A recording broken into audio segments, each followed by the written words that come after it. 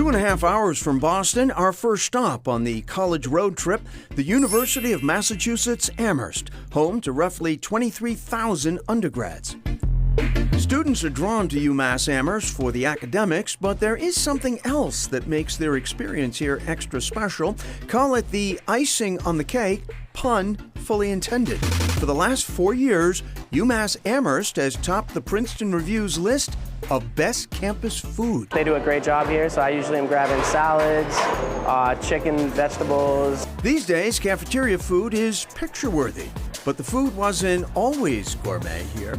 Not too long ago, students would have described dining here as, well, for lack of a better word, gross. Believe it or not, UMass Dining was ranked Is That Food by the Princeton Review.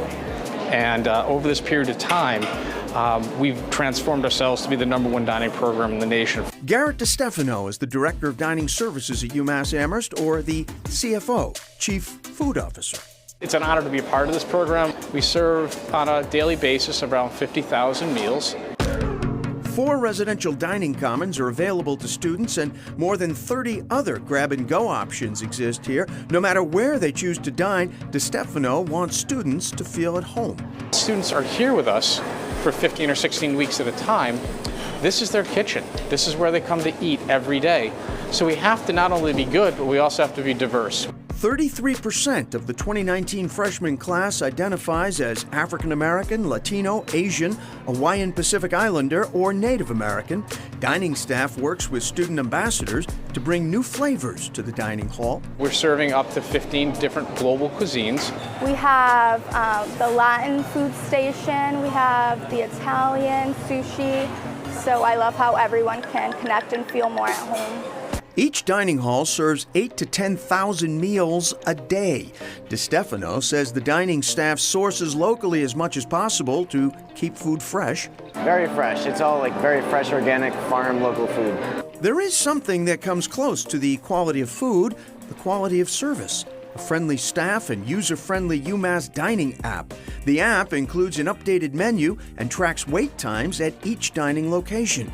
Colby Forbush says Hampshire Dining Commons is his favorite spot to eat on campus. Then there's Blue Wall and Center Campus, where there's like little restaurants. Hot tortillas, gourmet pastries, and fresh salads attract thousands of students to Blue Wall. 8 dining options offer something for everyone. Those looking to indulge after a tough exam or avoiding the infamous freshman 15. We educate students on how to eat healthy, but also being mindful where their food comes from and asking to see the transparency of food and understanding some of the environmental impacts that food has. A fulfilling and filling dining experience. While UMass food is new to the best of list, a freshman, if you will, our next stop is more senior. Prehistoric even. The Mineski Museum of Natural History at Amherst College was founded in 1848. It's a favorite of both campus visitors and students alike. Everything in the museum, for the most part, is extinct. There are not extant species on display here. That's to tell a story about extinctions. This mammoth, another one. Museum director Fred Venn says the collection is put together by college faculty and students. There are more than 200,000 items on display. The most notable, the 1,200 slabs of dinosaur tracks. These trackways found in the 1830s were found before the word dinosaur was even coined. So they actually thought these were something other than dinosaurs. The early conclusions is that they were some kind of wading birds that were roaming around. The common reference for the museum for decades, before it was even in this building, was the Dinosaur Museum. But it's not just dinosaurs on display.